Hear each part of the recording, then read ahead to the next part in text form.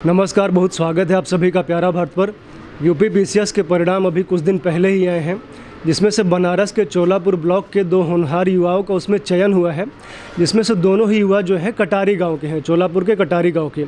जिसमें से ऋषभ यादव जी हमारे साथ है, जिनका चयन डिप्टी एसपी के पद पे हुआ है।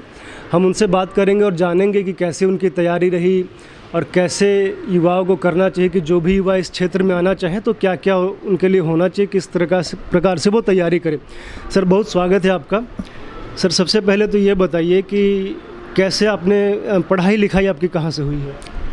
बहुत बहुत धन्यवाद आपको मुझे इस चैनल के माध्यम से अपनी जानकारी देने के लिए जी। मेरी प्रारंभिक शिक्षा दीपराज इंटरमीडिएट कॉलेज से हुई है। फिर उसके बाद मैं अपने 11-12 संत तुलानंद कॉन्वेंट स्कूल से किया है। तो उसके बाद ग्रेजुएशन के लिए मैं दिल्ली यूनिवर्सिटी से बीए ऑनर्स किया है।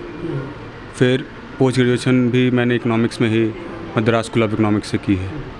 अच्छा, जो आपकी प्रारंभिक पढ़ाई हुई है ये दीपा इंटरमीडिएट कॉलेज जो आपके चाचा जी का है, तो यहाँ से आपने कहाँ तक पढ़ाई की, कितनी कक्षा तक? जी, मैं क्लास 5 तक यहाँ पढ़ा हूँ। उसके बाद मैं राजगीर स्कूल में पढ़ा था, पहाड़ियाँ स्थित है। और फिर 11-12 में संत तुलानंद कॉन्वेंट स्कूल में पढ़ा। उसके बाद आप DU चले गए, उसके बाद फिर मास्टर्स किया है। अच्छा, मास्टर्स किया जी।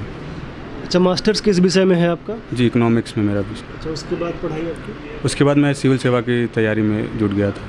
अच्छा जी।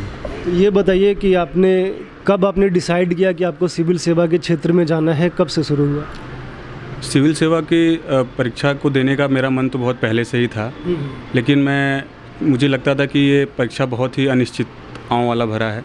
तो मुझे लगा कि बेसिक में जो मेरी एजुकेशन क्वालिफिकेशंस है, जैसे ग्रेजुएशन पोस्ट ग्रेजुएशन मैं कर लेता हूँ, फिर उसके बाद मैं इसकी तैयारी शुरू करता हूँ कि चीज़ें अगर सही तरीके से नहीं होती हैं तो एक मेरे लिए प्लान बी के तौर पे कुछ चीज़ें रहें हमेशा। तो इसलिए मैं मास्टर्स करने के बाद MA करने के बाद मैंने इसकी तैयारी शुरू की थी। MA करने के बाद जी। अच्छा, ये मतलब कि उससे प्लान बी की आप बात करेंगे, कुछ प्लान बी भी था मेरा, तो प्लान बी क्या रखे हुए थे? जी, प्लान बी ये था कि मैं मास्टर्स किया हुआ था तो मैं PhD के लिए आगे परस्यू करता, वो प्लान बी में था। मैं नेट क्वालिफाइड भी हूँ, तो अभी इसमें अगर चीज़ें सफलता नहीं मिलती तो मैं उसके लिए आगे करता प्रयास। किस विषय से नेट क्वालिफाइड है? जी, इकोनॉमिक्स से मैं नेट क्वालिफाइड। अच्छा, ये बताइए कि यहाँ चोलापुर ब्लॉक से 2 युवाओं का हुआ है ना, 2 कि 3? चोलापुर ब्लॉक से 3 युवाओं का, और दो जो हैं, जो 2 युवकों जो 2 लोगों का जो हुआ है वो इसी दीपा इंटरमीडिएट कॉलेज से पढ़े हुए हैं, यही जो कॉलेज है ना? जी, दीपराज इंटरमीडिएट। अच्छा, तो ये बताइए कि इसमें मतलब ऐसा क्या है कि दोनों युवाओं का यहीं से हो गया? क्या मतलब यहाँ से प्रेरणा मिलती है? क्या मतलब यहाँ पे क्या वातावरण रहा कि ऐसा कुछ यहाँ पे रहा? मुझे लगता है यहाँ पे शिक्षा का स्तर बहुत ऊंचा है। यहाँ पे जो टीचर्स की क्वालिटीज़ है, यहाँ पे बच्चों को समझाने का तरीका और यहाँ पे टीचर्स का एक जो इंगेजमेंट है बच्चों से, वो बहुत बेहतर है। दूसरा, मुझे लगता है अनुशासन यहाँ पे बहुत अच्छा है। तो एक अनुशासित ढंग से यहाँ पे पढ़ाई की जाती है, करवाई जाती है, और टीचरों का हमेशा बच्चों के लिए सहयोग रहता है। तो इन 2 बातों की वजह से इस विद्यालय का नाम इस क्षेत्र में भी काफ़ी ऊँचा है। यहाँ पर हमें हर साल बच्चे टॉप करते हैं, अलग अलग टॉप 10 में रहते हैं जनरली बोर्ड्स के एग्ज़ाम में, और साथ ही IITs NITs में भी सिलेक्शंस वगैरह होते हैं यहाँ पे इस विद्यालय से। अच्छा, आपने DU में पढ़ाई करने के बाद आप चेन्नई गए थे, तो वहाँ पे रह के पढ़ाई कर रहे थे? जी, मैं वहाँ पे 2 साल रहा हूँ। वहाँ पे रह के पढ़ाई जी जी। और वहीं से आपने तैयारी शुरू कर दी सिविल सर्विसेज की? मैं वहाँ से नहीं, उसके बाद मैं वापस दिल्ली आया था, वहाँ पे मैं तैयारी स्टार्ट। दिल्ली से? जी। तो कोई कोचिंग इंस्टीट्यूट से पढ़ाई की या सेल्फ स्टडी थी आपकी? जी, कोचिंग इंस्टीट्यूट मैंने। जी, बाजीराम एंड रवि। अच्छा, बाजीराम से जी। अच्छा, ये बताइए, ये जो आपने शुरू में प्रारंभिक पढ़ाई की यहाँ Deepa intermediate college, Deepraj intermediate college, तो ये यूपी बोर्ड से है कि CBSE बोर्ड से है? जी, यूपी बोर्ड से ये है। यूपी बोर्ड से जी। अच्छा, तो यूपी बोर्ड से जो बच्चे पढ़ के निकलते हैं तो उन्हें कोई परेशानी आती है कि जैसा CBSE है वैसा वो भी?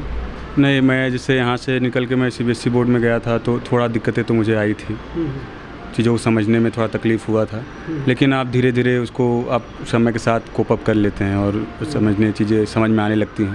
थोड़ा समय देना पड़ता है, थोड़ी मेहनत करनी पड़ती है, तो चीज़ें हो जाती हैं मैनेज।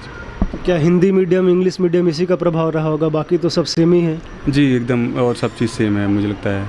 पढ़ाई लिखाई सब तो सेम है, बस हिंदी मीडियम और इंग्लिश मीडियम का बस वो रहता है। जी जी।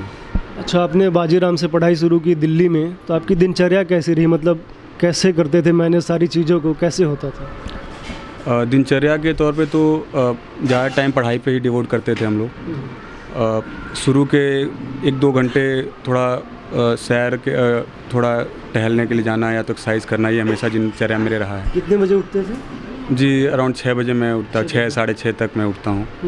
ठंड में थोड़ा सा और लेट हो जाता, 7 बज जाते हैं, तो वही इसी टाइम पे उठता हूँ। और उसके बाद 1 घंटे आज 45 मिनट इतना मैं थोड़ा सैर और चीज़ें करता हूँ, एक्सरसाइज करता हूँ, मेडिटेशन करता हूँ। उसके बाद फिर पढ़ाई के लिए मैं ब्रेकफास्ट करने के बाद लगता हूँ। तो अलग अलग स्लॉट्स में पढ़ाई करता हूँ। ये 2-3 घंटे के स्लॉट्स में मैं सुबह पढ़ाई कर लेता हूँ 9 से 12, फिर दोपहर में थोड़ी ब्रेक के बाद फिर 3 से 6, फिर कुछ ब्रेक के बाद फिर 2 घंटे की पढ़ाई, फिर ऐसे 2 घंटे की पढ़ाई, तो मिला के 7, 8, 9 घंटे का एक एवरेज पढ़ाई हो जाता है। जी। अच्छा, नहाना धोना 9 बजे से पहले ही हो जाता था, स्नान ध्यान? नहीं, 12 बजे के बाद मैं करता था। जी, उस हाँ, वो 12 बजे का एक स्लॉट करने के बाद मैं 12 से 3 के बीच में ब्रेक टाइप का ब्रेक रहता था, जिसमें मैं लंच अपना करता था और नहाना धोना और सारी क्रियाएँ उसमें होती थी। कोचिंग कितने बजे जाते थे? कोचिंग भी तो थी? हाँ, कोचिंग थी। कोचिंग वही सुबह मेरी 8:30 बजे की थी। 8:30 से 2-2.5 घंटे की कोचिंग रहती थी। तो कोचिंग के टाइम पे तो ये 1 साल चला था सिलसिला। उसके बाद फिर तो सेल्फ स्टडी ही पूरा किया है मैंने, तो ये दिनचर्या रहता था। अच्छा, मतलब आपने पहले बाजीराम से पढ़ाई की, मतलब कोचिंग की, फिर उसका सेल्फ स्टडी। तो उसको छोड़ने का क्या कारण रहा, क्यों छोड़? नहीं, कोचिंग छोड़ने का नहीं, आपने कोचिंग कर लिया तो आपको बेसिक मटेरियल तो आपको पता चल गया, आप उसको रिवाइज़ करिए, पढ़िए और अच्छे ढंग से जानने की कोशिश करिए, तो बस उसी पे आप काम करते रहेंगे तो चीज़ें बेहतर होती रहती हैं। अच्छा, कितना समय आपको लग गया जब आप तैयारी कर रहे थे? अच्छा, एक सिविल सर्विसेज से एक IAS लेवल, मतलब जो केंद्रीय स्तर की होती है वो भी होती है, तो उसकी परीक्षा आपने दी? जी, मैं उसकी भी परीक्षा दे रहा हूँ। अभी मुझे उतनी सफलता नहीं मिली। अच्छा, कितनी बार दे चुके हैं? जी, मैं 3 बार दे चुका हूँ। 3 बार वो दे चुके हैं? जी। और ये UP PCS पहली बार दिया? नहीं, ये मेरा दूसरा प्रयास था। दूसरा प्रयास? जी। चलो, दूसरे प्रयास में आपने निकाल लिया अब डिप्टी SP। तो जो आपको पद मिला है डिप्टी SP, सही लग रहा है? अच्छा है? नहीं, अच्छा है, पद तो काफ़ी अच्छा है। UP PCS में जनरली पहला प्रेफरेंस सबका SDM रहता है, दूसरा DSP ही रहता है ज़्यादातर लोगों का। तो काफ़ी सम्मानजनक पद है समाज में भी और लोगों के बीच में भी, तो अच्छा लग रहा है। जी। अच्छा, कई लोग जैसे जो पढ़ाई करते हैं, जो इन सब चीज़ों की तैयारी करते हैं, तो उसमें अलग अलग मत रहता है। कुछ लोग प्रेफर करते हैं कि सुबह 4 बजे उठ के पढ़ना, कई लोग कहते हैं कि रात में पढ़ने में सही रहता है। तो क्या रात में आप पढ़ाई करते थे? क्योंकि सुबह तो आप 6 बजे उठते हैं, रात में करते थे? नहीं, मेरा जनरली रहता है कि मैं सुबह में पढ़ाई, मैं सुबह वाला इंसान हूँ। मुझे बहुत लोग अलग अलग तरीके से अपनी पढ़ाई करते हैं और सबका अलग वो रहता है, जोन रहता है। बहुत लोग रात में जब पढ़ते हैं तो बहुत कंसंट्रेशन के साथ पढ़ते हैं। मुझे सुबह चीज़ें ज़्यादा अच्छी लगती थी, मैं फ्रेश फील करता था, तो अच्छे से मैं पढ़ाई करता था। तो ये बहुत सब्जेक्टिव क्वेश्चन है। मुझे लगता है कि जिसको रात में अच्छा लगता है वो रात में पढ़े, जिसको दिन में अच्छा लगता है दिन में पढ़े। बस पढ़ाई होती रहे तो ज़्यादा बेहतर है। अच्छा, पढ़ाई जब आप करते थे, 8-9 घंटे की पढ़ाई आपकी होती थी, तो आपके घर परिवार भी होंगे, मित्र दोस्त भी होंगे, तो उनको समय दे पाते थे कि नहीं दे पाते थे? थोड़ा मुश्किल होता था, लेकिन मैं जो अब मेरे क्लोज़ लोग हैं, मेरे घर के लोग हैं, मैं उनसे बात करता था।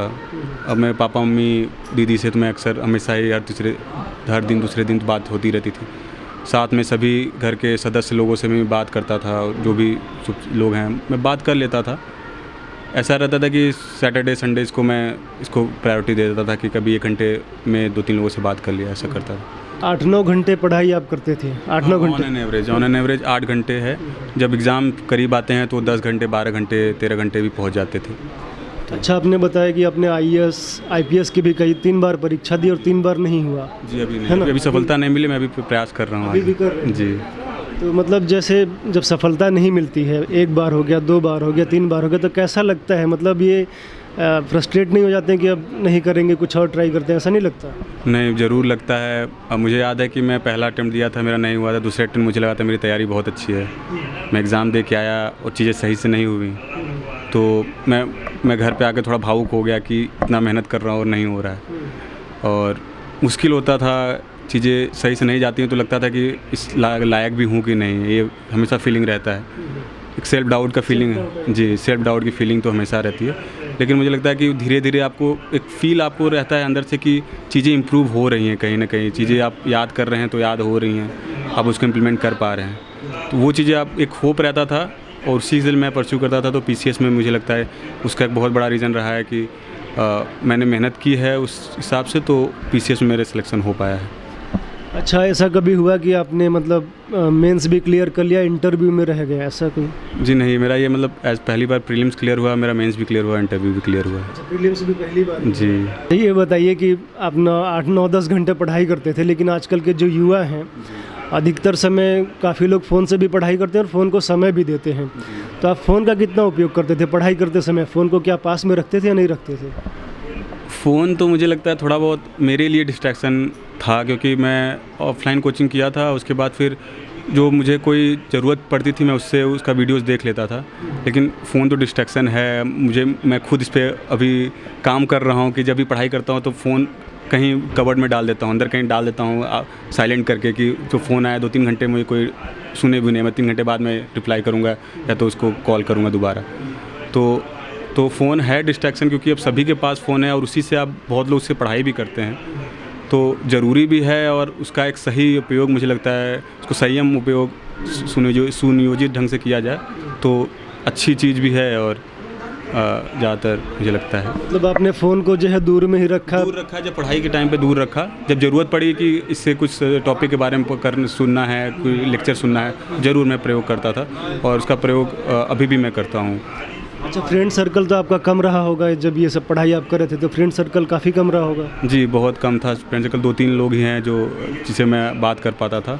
तो मेरा एक था कि 1-2 फ्रेंड होने चाहिए जो इसी फील्ड से हों और 1-2 फ्रेंड होने चाहिए जो इस फील्ड से एकदम ना हो, कि ताकि जब मैं बात करूं उनसे जो इस फील्ड से नहीं हो तो कुछ अलग चीज़ें भी मुझे पता चलती रहें कि क्या हो रहा है, कैसे हो रहा है। तो मैं ये करता था कि अलग जो इस फील्ड से नहीं है तो उनसे भी मैं बात करता रहता था, कि वो हर समय सिविल सर्विसेज की बातें नहीं करेंगे। एक वो बात रहता है कि अलग पर्सपेक्टिव भी मिलता है। अच्छा, महिला मित्र भी आपके उस समय थे कि नहीं, कुछ ऐसा नहीं? नहीं, महिला मित्र एज सच गर्लफ्रेंड नहीं, लेकिन ऐसे दोस्त हैं मेरे, महिला दोस्त हैं। अच्छा, पढ़ाई करते समय जैसे डिस्ट्रैक्शंस भी काफ़ी होती हैं कि पिक्चर देखना हो गया या अन्य चीज़ें भी हैं, मोबाइल से, तो इनसे कैसे बचते थे आप? डिस्ट्रैक्शन तो होते हैं। मेरा ऐसा रहता था कि मैं महीने में 1-2 मूवीज़ तो मैं देखता ही था, क्योंकि मैं इतना रिगरस पढ़ाई करते करते थोड़ा सा एक ब्रेक ज़रूरत होता है। तो सैटरडे संडेज़ को कभी दोपहर में या तो रात में एक मूवी लगा ली, देख लिया, तो वो देखता था मैं। लेकिन उसका ऐसा नहीं कि मैं ओवर द टॉप करके बहुत उस मूवी देख रहा हूँ। तो सीरीज़ कभी नहीं देखता था मैं, क्योंकि वो लंबा जाता है। मूवी होता है 2 घंटे में ख़त्म हो जाता है। सीरीज़ बहुत लोग देखते हैं, लेकिन मैं सीरीज़ बिल्कुल देखना प्रेफर नहीं करता हूँ। अभी सिविल सर्विस की तैयारी के दौरान तो बिल्कुल भी नहीं। अच्छा, इंटरव्यू आपका कैसा रहा? मतलब कितनी देर का इंटरव्यू था? मेरा इंटरव्यू 20 मिनट के आसपास चला होगा। थोड़ा शुरू से बताइए कैसे रहा, क्या क्या पूछा गया, सारी चीज़ें। इंटरव्यू पैनल्स बहुत कॉर्डियल थे, बहुत आराम से। 4 मेंबर्स थे जी, 4 मेंबर्स थे और बहुत ही अच्छे ढंग से एक पर्सनालिटी का टेस्ट होता है, उन्होंने बहुत सहज कर दिया था मुझे घुसते ही, कि तो बहुत ऐसा डर नहीं लग रहा था। मतलब कैसे आप इंटर किए? आपने दरवाज़ा स्वयं खोला कि किसी ने खोला था? नहीं, मैं नहीं खोला। फिर मैंने परमिशन मांगी अंदर आने की, उन्होंने बुलाया, फिर बैठने की परमिशन मांगी। कैसे मतलब? जी, मतलब सर मैं आई कम इन, फिर वहाँ पहुँच के खड़ा रहा, उन्होंने खुद बोला कि हाँ बैठ जाइए, तब मैं बैठा। फिर उन्होंने अपने क्वेश्चन स्टार्ट किए। और यूपी PCS का एक बहुत अच्छा बात है कि बायसनेस को हटाने के लिए इंटरव्यू में उन्होंने कोड का सिस्टम बनाया हुआ है। तो किसी भी इंसान का नाम और किसी तरीके कोई वो चीज़ इन्फॉर्मेशन उनके पास, बोर्ड मेंबर के पास नहीं रहती है। तो चेयरमैन सर ने पूछा कि आपका कोड नंबर क्या है, मैंने बोला जो अपना कोड नंबर है। फिर वो उनके पास मुझे लगता है कि ग्रेजुएशन जो सब्जेक्ट्स हैं उसका ब्यौरा और क्या मेरा ऑप्शनल सब्जेक्ट था उसका ब्यौरा था, तो उसी हिसाब से क्वेश्चन पूछे गए थे मेरे। अच्छा, ये जो सारी बातें आप लोग की हो रही थी, जो मेंबर्स थे, जो आप थे, हिंदी में हो रही थी या इंग्लिश में हो रही थी? दोनों भाषाओं में हो रही थी, क्योंकि मैं इंग्लिश मीडियम से मैंने मेंस लिखा था और सब चीज़ें की थी, तो बाइलिंगुअल था बेसिकली, दोनों भाई, हाँ, हिंदी में पूछ रहे थे, इंग्लिश में भी। प्रेशर नहीं था कि आप इंग्लिश में ही बोलिए या हिंदी में बोलिए? प्रेशर भी नहीं था, मैं हिंदी में ज़्यादा प्रेफर कर रहा था बोलना, और इंग्लिश में भी जब कोई इंग्लिश में थोड़ा क्वेश्चन पूछ दे रहा था तो थोड़ा इंग्लिश में भी मैं बोल रहा था, तो दोनों ही मैं चीज़ें करता, क्योंकि स्ट्रिक्ट कोई रूल नहीं होता वहाँ पे कि आप हिंदी में ही इंटरव्यू बोल रहे हैं तो हिंदी में ही बोलते रहिए। अच्छा, इंटरव्यू में जो आपसे पूछा गया, मतलब उसे बताया जा सकता है ना बाहर, कि ऐसा कुछ है कि बाहर नहीं बता सकते? नहीं, क्वेश्चन तो आप लोग बता सकते हैं थोड़ा बहुत कि क्या पूछा गया मेन। तो क्या पूछ, नहीं मेंस में नहीं, इंटरव्यू में क्या क्या हुआ? मेन क्वेश्चन मैं कह रहा हूँ कि जनरली क्वेश्चंस ऐसे देखे जाए तो ज़्यादातर मेरे इकोनॉमिक्स मेरा बैकग्राउंड था, तो इकोनॉमिक्स से क्वेश्चन 4-5 पूछे गए। अच्छा, फिर हाँ, जैसे उन्होंने पूछा डीमोनेटाइजेशन हुआ था, उसके पॉजिटिव नेगेटिव पॉइंट बताइए डायरेक्ट। हाँ, उन्होंने पूछा कि 2 पॉजिटिव पॉइंट बताइए, 2 नेगेटिव पॉइंट बताइए। फिर उन्होंने पूछा था कि डायरेक्ट इनडायरेक्ट टैक्स में क्या डिफरेंस होता है, तो इनडायरेक्ट टैक्स के, क्योंकि मैं इकोनॉमिक्स से हूँ तो इकोनॉमिक्स से जुड़े क्वेश्चन पूछ रहे थे, टैक्स रेवेन्यू में क्या वृद्धि हुई थी डिमोनेटाइजेशन के बाद, तो यही सब क्वेश्चन हुए थे। एक मेंबर ने पूछा था पूरा इकोनॉमिक्स से क्वेश्चन जी, यही सब। ये तो विषय से हो गया, और पर्सनैलिटी को लेके भी कुछ पूछते हो? क्वेश्चन के लिए उन्होंने हॉबीज़ पूछी थी मेरी, तो मैं बोला था क्रिकेट और बैडमिंटन में खाली टाइम पसंद करता हूँ, तो उन्होंने पूछा कि आपको समय मिलता है क्या, तो मैं बोला कि जब भी मुझे समय मिलता है मैं खेलने की कोशिश करता हूँ घर पे आने के बाद, ऐसे अभी पढ़ाई में है तो थोड़ा उतना नहीं टाइम मिल पाता है, तो एक दो क्वेश्चन हॉबीज़ से पूछे। फिर उसके बाद पर्सनालिटी से उन्होंने पूछा कि आप एसडीएम बन जाते हैं तो आपको जुडिशियल पावर्स होती हैं, कुछ जुडिशियल पावर होती है एसडीएम के अंदर, तो आप किसी भी जजमेंट में पहला लाइन क्या लिखेंगे, ऐसे क्वेश्चन रैंडम पूछ दिया था, तो मैं बताने में असमर्थ हो गया था। लेकिन उन्होंने बहुत सहयोग किया था, उन्होंने अपने से ही आंसर बताया, और बहुत कॉर्डियल, बहुत आराम से क्वेश्चन पूछ रहे थे, कोई ऐसा नहीं कि पूछना है क्वेश्चन एकदम बच्चे को वो करना है, ऐसा कुछ नहीं था, बहुत अच्छा सा बीता था। अच्छा, ये जो पेपर होता है, मतलब जो मेंस का पेपर होता है, एक तो क्वालिफाइंग नेचर का होता है 200 नंबर का, और एक होता है कि जिसमें ही डिपेंड करता है कि मेरिट क्या बनेगी, तो उसमें कितना बना था आपका 200 में से? अभी तो वो नहीं आया है, मार्कशीट नहीं है, मुझे लगता है 1-2 दिनों में आ जाएगा। जहाँ तक मुझे लगता है कि 200 में से प्रीलिम्स में मुझे लगता है कि 115-115 के आसपास मेरा रहा होगा, मेरी पिछली बार 113 गई थी, और मेंस का तो 1500 नंबर का पेपर होते हैं, टोटल मिला के 8 पेपर होते हैं, और उसके बाद इंटरव्यू 100 नंबर का होता है, तो इसे टोटल जो बनती है, रैंकिंग बनती है, वो मेंस और इंटरव्यू मिला के ही बनती है। तो उसका भी मार्कशीट आया नहीं, अभी कुछ डिटेल नहीं आई है जी, अभी मार्कशीट नहीं आई। अच्छा, उत्तर प्रदेश पे भी 2 ऑप्शनल के पेपर रहे ना, मतलब ऑप्शनल को हटा दिया गया है, वैकल्पिक को व्यवस्था को?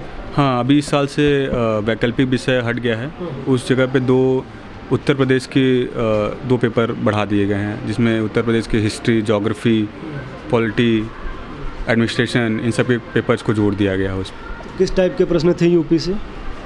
यूपी से प्रश्न वही कि यूपी के आर्ट एंड आर्किटेक्चर बहुत फेमस है, यूपी का टूरिज्म सेक्टर फेमस है, तो इन सब चीज़ों के ऊपर क्वेश्चंस थे। अभी एग्जैक्ट मैं क्वेश्चन याद नहीं कर पा रहा हूँ मेंस का जी। अच्छा, ये बताइए कि जैसे मान लीजिए किसी को इसी क्षेत्र में जाना है, किसी भी विद्यार्थी को, किसी को भी, तो कब से तैयारी शुरू करनी चाहिए? कौन कौन सी पुस्तकें और कौन कौन से न्यूज़पेपर्स पढ़ने चाहिए? आपने भी तो पढ़े होंगे ना? जी, मुझे लगता है कि जो भी बेसिक ग्रेजुएशन वगैरह होता है, इसका बेसिक जो क्वालिफ़िकेशन होता है कि ग्रेजुएशन कंप्लीट होना चाहिए, मुझे लगता है कि छात्रों को ग्रेजुएशन बहुत अच्छे से करना चाहिए अपना। ग्रेजुएशन के साथ साथ तैयारी करने का मुझे लगता है कि उतना वो नहीं है।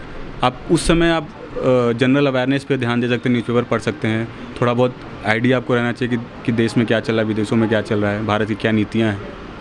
तो ग्रेजुएशन आप अच्छे से करिए, उसके बाद अगर आपका मन है इस फील्ड में आने का, तो आप उसके बाद आप तैयारी कर सकते हैं। अच्छा, न्यूज़पेपर पढ़ना आवश्यक है इसके लिए कि बिना न्यूज़पेपर्स के भी हो जाता है? नहीं, न्यूज़पेपर पढ़ना बहुत आवश्यक है, क्योंकि आप करंट अफेयर्स बेस्ड क्वेश्चन बहुत आते हैं, क्योंकि उसी से जुड़ा हुआ जो बैकग्राउंड न्यूज़ होता है, उसी को उन्होंने वो क्वेश्चन के रूप में पूछते हैं।